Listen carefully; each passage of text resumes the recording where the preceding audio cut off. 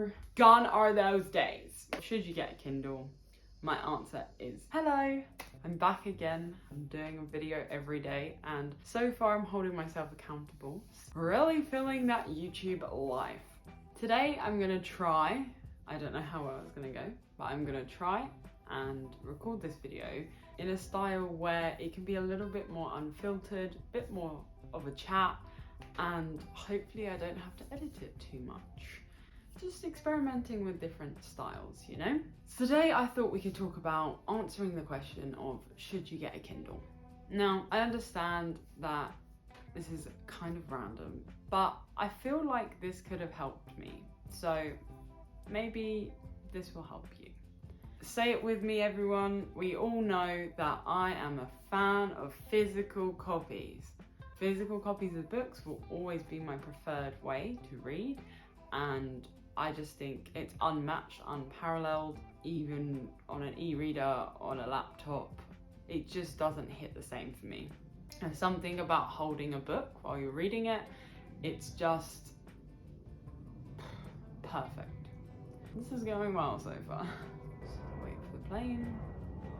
It's weird because this room is more soundproof than the other room, but the planes are really loud for some reason. In my life, my decisions, everything, it amounted to the fact that in January I moved to Thailand for a few months. I'm still here now, living the life is what it is. I'm doing great, loving it. That also posed me with the question of what on earth am I going to do reading wise when I go away? I can't bring all my books with me because it's not like packing for a holiday. You have to pack things that you actually will consistently use for the next few months. Obviously, once you've read the book, you can't really do anything with it. I want to keep them, bring them back. So it was just going to be a whole time and I didn't know what to do. And I've mentioned this before, but my boyfriend then decided, because I am a December baby, my birthday is on Boxing Day, to get me a birthday present, which was a Kindle. Amazing, love it. I've spoken about her before, she's beauty, she's grace.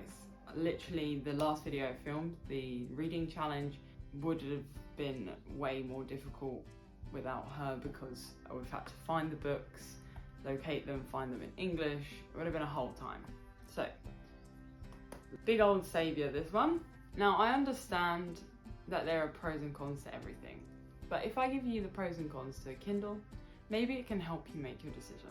Whether you are going away and you think it will be more helpful to have a Kindle, whether you commute for work and would like to read more on the train or bus or however you commute, don't know, taxi maybe, you don't want to have a book in your bag weighing it down, maybe you just are bored of holding a book and you want to be able to lay it aside and just tap the screen. Who knows? These are the pros and cons for a Kindle, which hopefully can help you answer the question of should you get one. Now the pros of a Kindle, for the most part, the books are very cheap, and if not, they're usually at least half the price of a physical copy. Now some books when they are first released will have the same price, which I think is a little bit cheeky given that you don't have any cover or like binding or anything that makes up the structure of the book to pay for, because it's one online version that people download. So I think it's a little bit cheeky when they do that, but I understand, I do understand. You gotta do what you gotta do. But they also do a lot of deals where there's 99p books.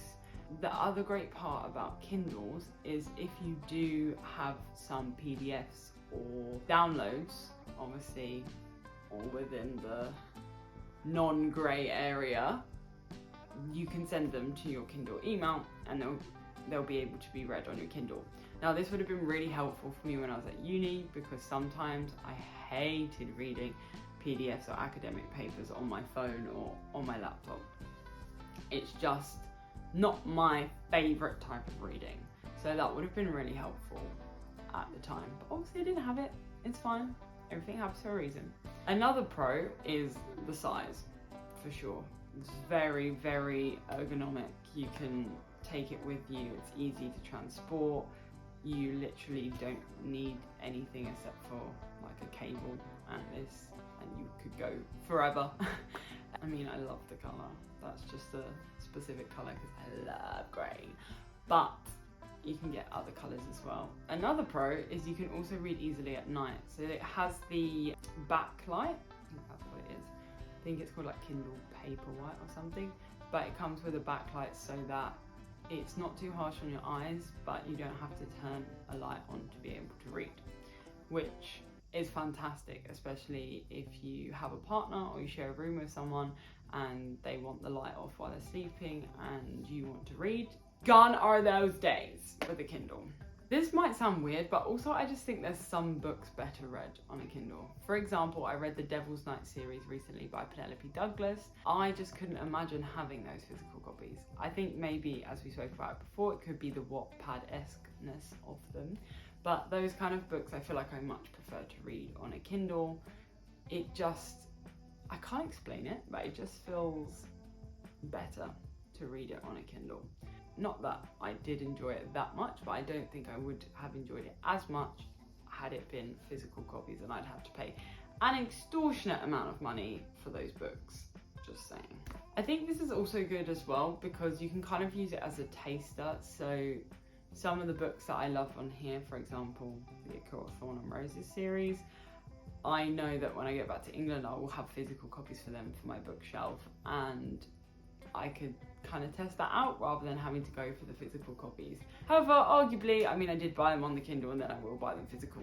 But I feel like you're going to do that for series you love anyway. So it's customizable. You can choose your font size. You can have as many words on the page as you want. So that's quite nice. I know my mum uses it.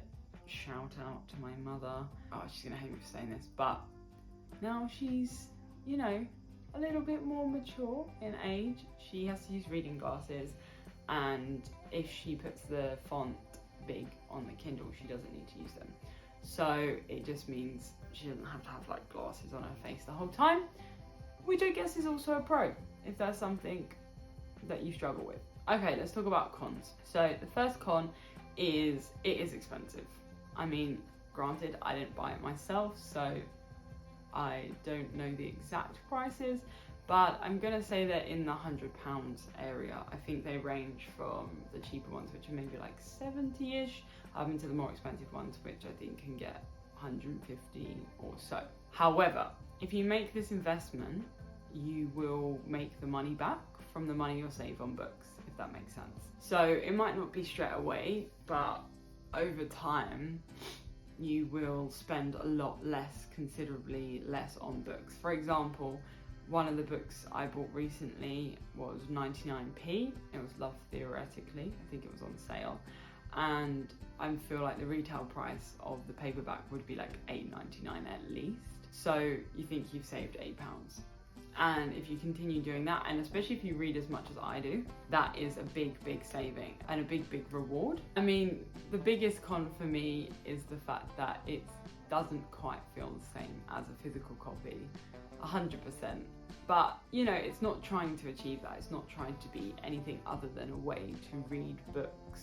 Although I will always love the physical copies, I can see the ease of having a Kindle, and I can see how it works in certain situations. Now, when I go home, I don't know if I will use my Kindle as much, but I like to know that I have it there, and it will be great for taking on a journey, going on holiday, etc. So it is one of those things that stands to be a long-term reward reaper.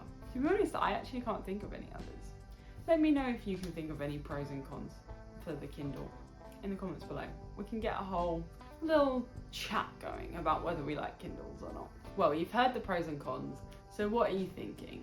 Should you get a Kindle? If it were up to me and you're in the financial position to do so, I would say this is a good investment. I would say definitely go for a Kindle. Now, if you're not quite in the position to be able to get one right now, that's okay, but it's a goal you can work towards. We can make it work. Make it work. The answer to the question, which I know is going to hurt that little part of me that loves physical copies, of should you get a Kindle, my answer is yes. Well, did you hear that? Oh, DL. Well, thank you for watching. Today was super chill. We're keeping it nice and calm after yesterday's chaotic vlog. I hope you enjoyed this video. I'll see you tomorrow for the next one. Don't forget to like and subscribe. Smash that like button. Did it work? It's supposed to light up. Who knows? Bye!